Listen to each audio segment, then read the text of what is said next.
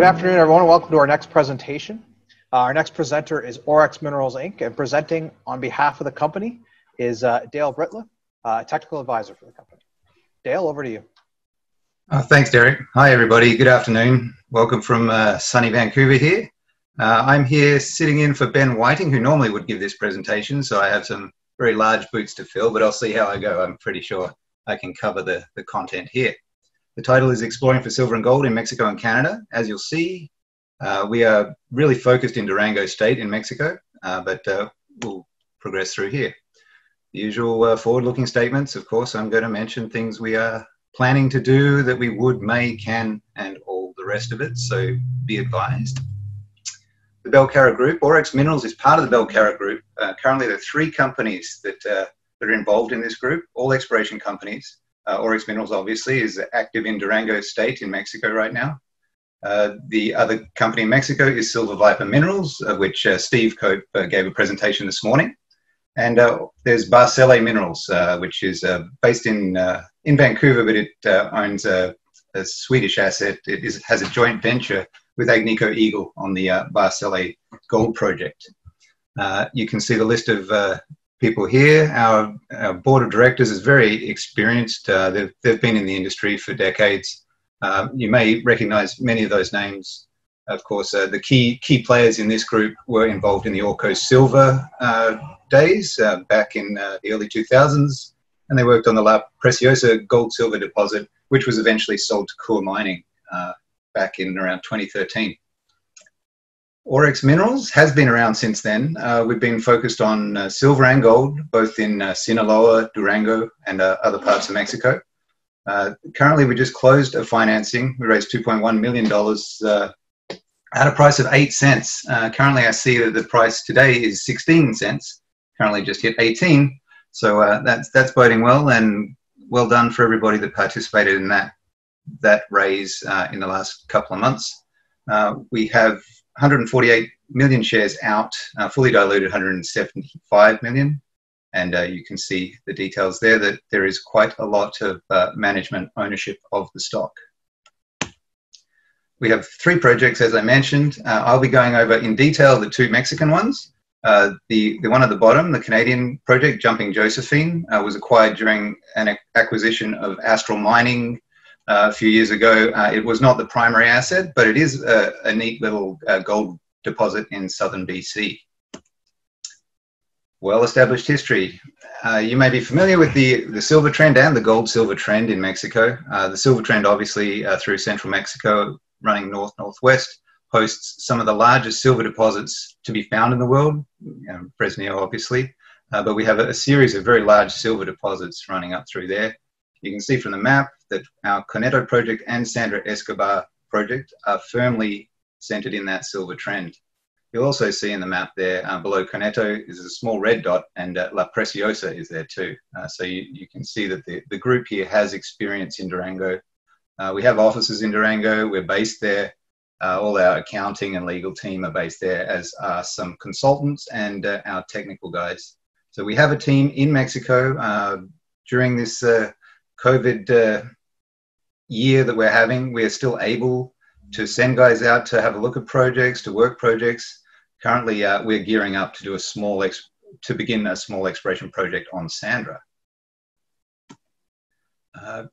This photograph shows an area of the Sandra project. It's known as Boleros. Some of you may have remembered the work we were doing in late 2015, early 2016, and that was on this part of the project. It's called the Boleros deposit. We drilled out a silver resource there.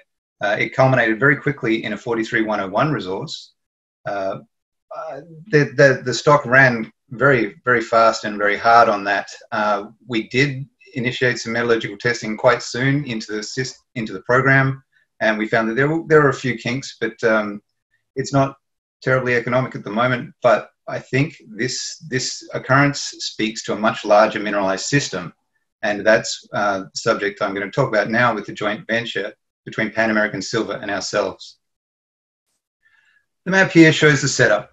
There's a large red breccia hill in this neck of the woods. It's well known. It's very red and rusty, and you can see the green claims in the center of that map are focused on that large alteration zone. There's some small workings. There are some small veins and gold mineralized breccias in that area. Those green claims were, up until the JV with Pan American, 100% owned by Pan American Silver.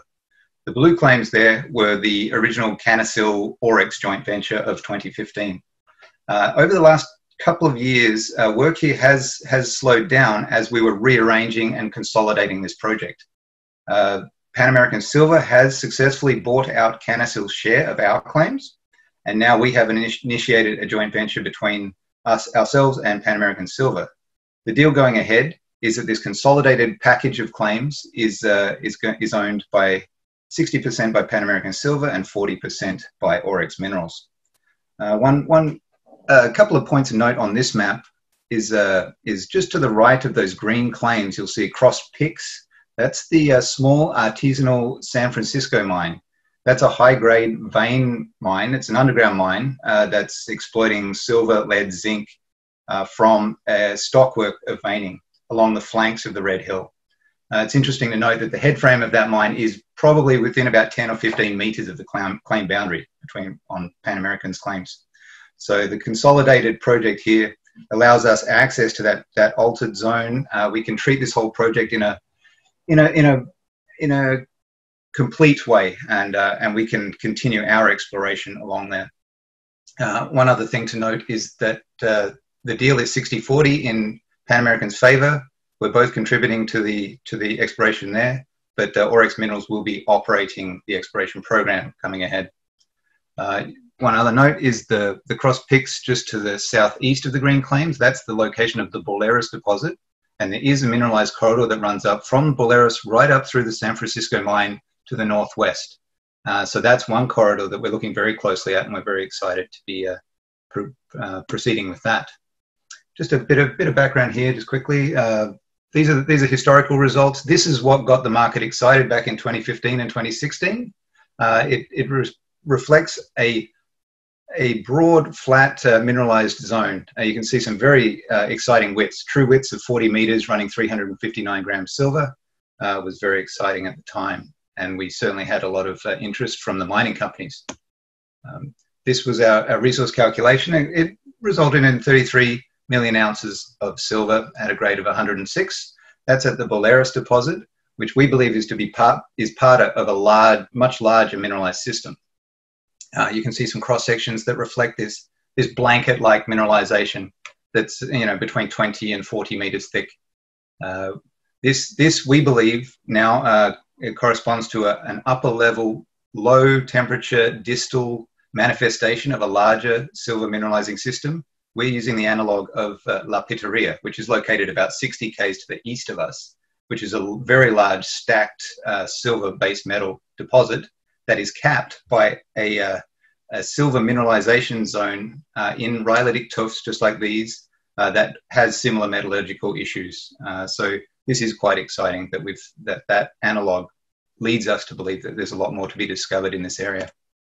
Some examples, you can see the top left is it looks almost like concrete. It's a porous, permeable rhyolitic tuff, and that has allowed these mineralizing fluids to pass through. There's a less permeable layer of porphyritic rhyolite on top. We believe that's acted as an aquitard, and it's directed the mineralizing fluids along the more permeable fluid, resulting in that mineralized blanket from laterally, not from beneath, but from the side.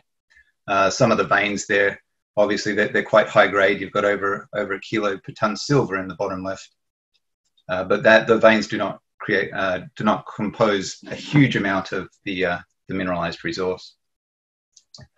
So, final slide on Sandra. You can see the Red Hill in that top photograph. That the Red Hill there is very obvious. It rises from the surrounding landscape. We're in a series of volcanic domes in this area.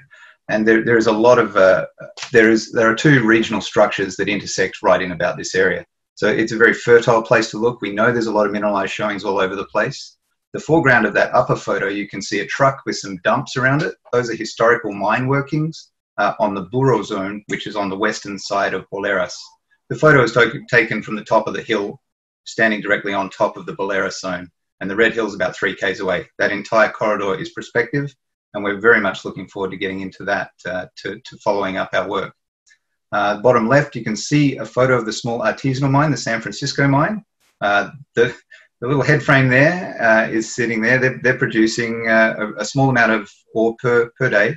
The high wall on that pit represents the claim boundary. They're very close to Pan American's claim boundary. The veins do run onto that ground, so we're very excited to be able to incorporate the Pan American ground into the project as a whole, to allow us to explore those veins as well, because we think they could be well worth it. We have not a camp on site, but we have a core shed that we built. We've leased some ground from the local people. The local community are very happy to have us there. They're welcoming us. They're asking us when we're coming back. And I can say that right now we are planning to initiate a small exploration program in August, where we're hoping to get the go-ahead from Pan American once we thrash out some of the details. But that should be imminent.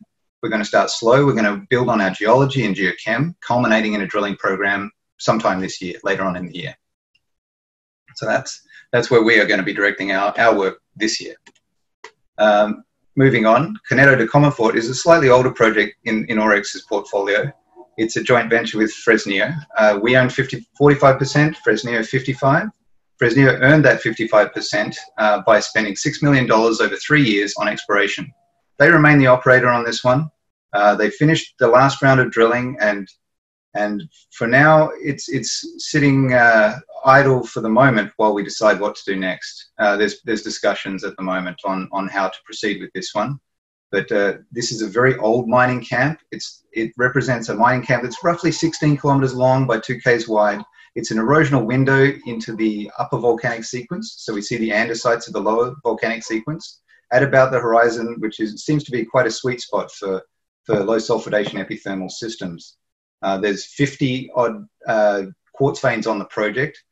2 or 3 of them have been producing ones. There are numerous high-grade hits that we have on veins that have never been mined, only small-scale artisanal scratchings.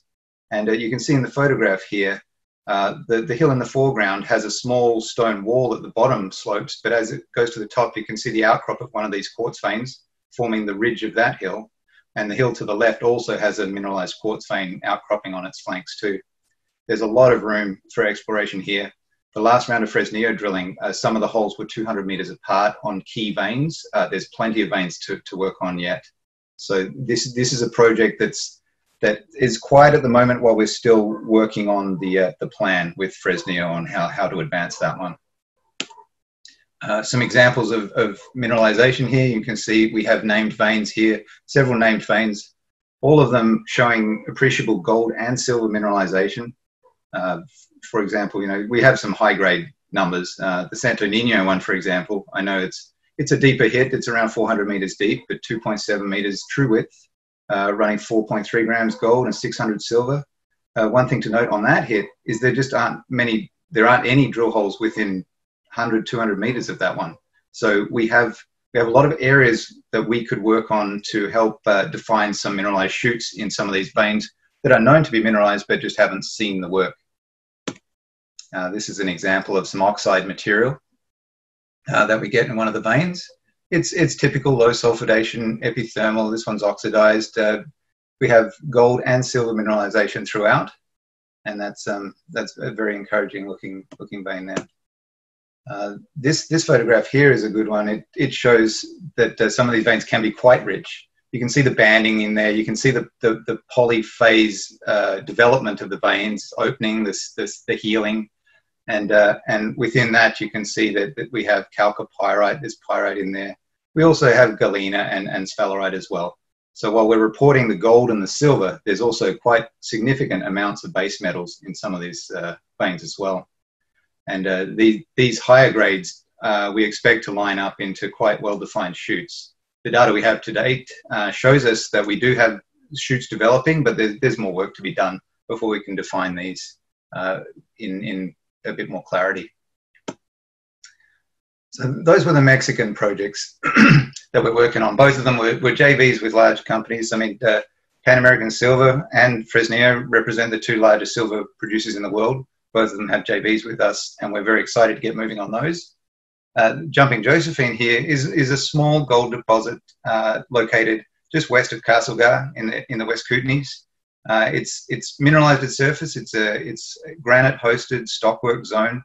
The high-grade zone runs for 300 meters in length and to roughly 300 meters in depth. You can see our 43101 that we had run in 2011, which is now considered historic, just has defined 34,000 ounces of gold at almost 3 grams per ton gold and 30,000 ounces inferred at 2.08. One thing to note there is there is a bit of silver in that too. Some of the higher grade zones definitely had over limit silver that was just never run at the time back in the mid 2000s. Located well, close to Trails Smelter. It's right on Highway 3, and we are currently in talks with actually 2 different groups at the moment, working on a potential deal for this one. I think Orex would like to convert this into some funding to help push forward the Mexican assets.